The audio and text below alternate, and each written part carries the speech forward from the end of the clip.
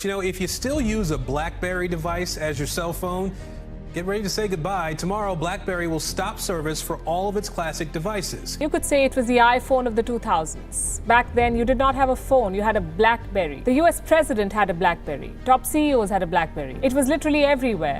Recently BlackBerry ने announce किया कि उनके जो पुराने फ़ोन्स हैं वो अब काम नहीं करेंगे, जिसके बाद कई सारे सेलिब्रिटीज और कई सारे लोग इमोशनल हुए। समंथा ने भी इस पर कहा कि दिस हर्ट्स। जब BlackBerry ने लोगों के दिलों में जगह बनाई ली थी तो अपना मार्केट शेयर बनाने में ये फेल क्यों हुए। चलो तो बात करते हैं BlackBerry के राइज एंड फॉल की।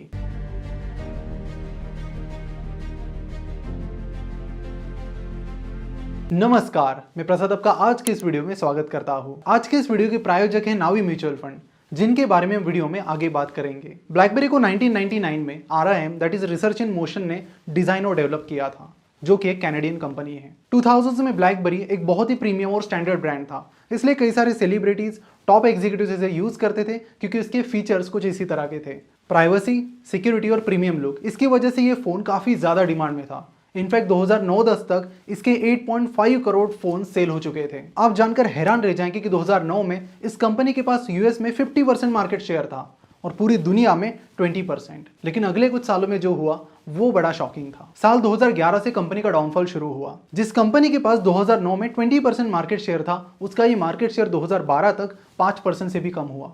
और उसके पीछे क्या कुछ मेन रीजंस है, इसके बारे में भी वीडियो में आगे हम बात करेंगे। इस ग्राफ में आप देख सकते हो कि ब्लू कलर में कंपनी का डिवाइस से आने वाला रेवेन्यू बताया गया है और 2011 से वो कितने तेजी से गिर रहा है वो आप देख सकते हो। इस ग्राफ में 2016 से तो डिवाइस रेवेन्यू को ढूंढना भी बहुत मुश्किल जा रहा है। तो 2011 में BlackBerry का जो टोटल रेवेन्यू था वो था 90,000 करोड़, जो कि 2016 तक सिर्फ 13,600 करोड़ पर आया और 2021 में सिर्फ और सिर्फ 6,700 करोड़। और इसमें भी मेन रेवेन्यू डिवाइस से नहीं आया है, वो आया है सॉफ्टवेयर और सर्विसेज से। क्योंकि 2016 से अपने स्मार्टफोन बिजनेस में फेल होने के बाद कंपनी ने डिसाइड किया कि अब वो सॉफ्टवेयर और IoT बिजनेस पर फोकस करेंगे, लेकिन उसमें भी कंपनी को कुछ खास सक्सेस नहीं मिला। एक चीज यहाँ पर बहुत इंटरेस्टिंग है, जहां से BlackBerry का डाउनफॉल शुरू हुआ वहीं से एप्पल का राइज शुरू हुआ। एप्पल ने 2007 में अपना पहला स्मार्टफोन लॉन्च किया था और 2010 में उन्होंने कुल मिलाकर टोटल 4 करोड़ आईफोन्स बेचे थे और इस आईफोन का सेल्स 2010 से तो और भी तेजी से बढ़ता चला गया।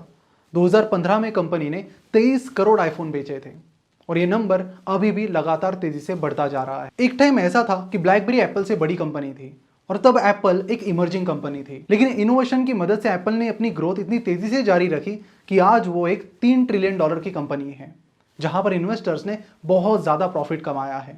अगर आप इंडिया की ऐसे ही इमर्जिंग लार्ज कैप कंपनीज को ढूंढ रहे हो तो आपको निफ्टी नेक्स्ट 50 को समझना चाहिए। तो क्या है निफ्टी नेक्स्ट 50?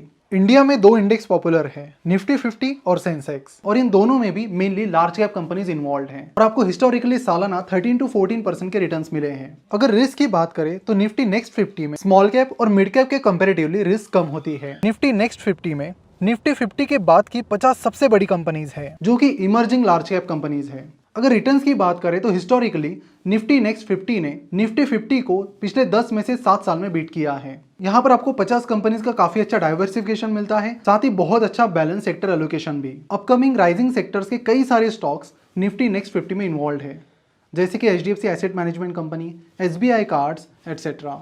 और अब आप निफ्टी नेक्स्ट 50 इंडेक्स फंड में बड़ी आसानी से इन्वेस्ट कर सकते हो, क्योंकि नावी म्यूचुअल फंड, जिसे बैक किया है फ्लिपकार्ट के कोफाउंडर सचिन बंसल ने, उन्होंने लॉन्च किया है Nifty next 50 index fund NFO।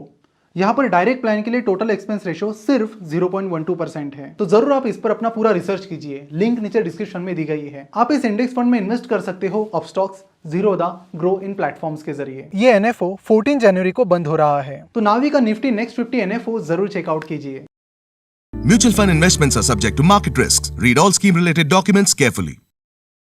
IPhone sales की ग्रोथ आप इस ग्राफ में क्लियरली देख सकते हैं। 2009 में एप्पल का आईफोन से जो रेवेन्यू आता था वो टोटल रेवेन्यू के 25% था और अभी 2021 की बात करें तो एप्पल का 60% रेवेन्यू आईफोन से आता है। इनफैक्ट 2021 के एक क्वार्टर में ही आईफोन से आया हुआ जो सेल्स है वो है 4,95,000 करोड़।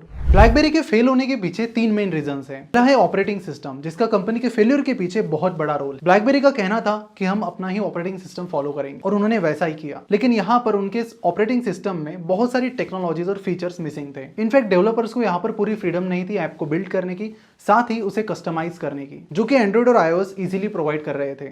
इसलिए ज्यादातर डेवलपर्स एंड्रॉइड और iOS पर एप्स बिल्ड करने लगे कंपेयर टू ब्लैकबेरी। नोकिया के केस में भी हमने इसी तरह का कुछ देखा था। तब उन्होंने नोकिया के फोन्स में विंडोज का ऑपरेटिंग सिस्टम डाला था, लेकिन वहां पर भी कई सारे लिमिटेशंस थे, जिसके चलते ऐप डेवलपर्स ने विंडोज के लिए ज्यादा एप्स नहीं बनाए। साथ ही नंबर ऑफ यूजर्स भी लिमिटेड थे, इसलिए कोई ज्यादा एफर्ट्स लेने के लिए तैयार भी नहीं था। तो इसी तरीके का सिमिलर प्रॉब्लम वहां पर भी आया था और इसका अंजाम फेस करना पड़ा यूजर्स को, जिनको स्मार्टफोन्स में लिमिटेड ऐप यूज करने की फैसिलिटी मिली। सेकेंड रीजन है इनोवेशन। कंपनी का हमेशा फोकस था क्वालिटी कीपैड पर और एक टाइम कंपनी का ये सबसे खास फीचर भी था। बहुत सारे लोग इस क्लासिक कीपैड के लिए ब्लैकबेरी को खरीदना पसंद कर रहे थे और कंपनी ने सोचा कि हम इसे कैपिटलाइज करते हैं। लेकिन इसी दौरान जब एप्पल ने आईफोन लॉन्च किया तब उन्होंने completely touch screen phone launch किया। आईफोन आने से पहले जो स्मार्टफोन्स थे वो जनरली स्टाइलस की मदद से चलाने पड़ते थे, लेकिन आईफोन का जो कंसेप्ट था वो बहुत ज्यादा इनोवेटिव था और इसी के चलते बहुत ज्यादा लोग उस प्रोडक्ट के लिए क्रेजी हो गए और टच स्क्रीन फोन को यूज करने लगे। अब इस ट्रेंड को भांपने में ब्लैकबेरी कहीं ना कहीं पीछे रह गई और यही उनके लिए सबसे बड़ा डिसएडवांटेज रहा, क्योंकि प्रीमियम सेगमेंट में उनका सबसे बड़ा कंपटीटर था आईफोन। और जब आईफोन एक साइड रिमार्केबल इनोवेशन कर रहा था, वही ब्लैकबेरी दूसरी साइड खामोश था। और ये चीज आपको तीसरे रीजन से क्लियरली पता चलेगी और तीसरा रीजन है कंपनी का रिसर्च एंड डेवलपमेंट एक्सपेंस। इसे एक्सपेंस की बजाय आप इन्वेस्टमेंट भी कह सकते हैं, क्योंकि इसी के चलते कई सारी कंपनीज बहुत बेहतरीन प्रोडक्ट्स बनाती हैं। यहाँ पर कोई भी चीज परमानेंट नहीं है। अगर आप इनोवेट करते रहोगे तो ही आप मार्केट में टिक पाओगे। यही इस मार्केट की फिलॉसफी है और ये चीज कुछ नंबर्स की मदद से आसानी से समझी जा सकती है। एप्पल ने लगातार अपने रेवेन्यू का 7 to 9% पैसा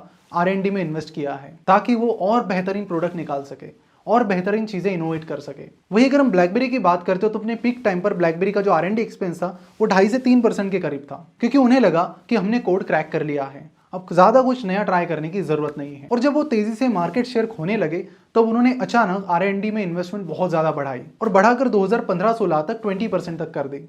लेकिन तब तक बहुत देर हो चुकी थी। आईफोन ने ऑलरेडी अपना पूरा मार्केट कैप्चर कर लिया था। कुछ इसी तरह के केस नोकिया के साथ भी हुई थी, जिससे हमें लर्निंग मिलती है कि मार्केट में सिर्फ जगह बनाने से काम नहीं चलेगा। उस जगह को मेंटेन करने के लिए और बढ़ाने के लिए आपको निरंतर प्रयास करने होंगे। उम्मीद है इस केस स्टडी से आप ये चीज बहुत अच्छे तरीके से समझ पाए होंगे।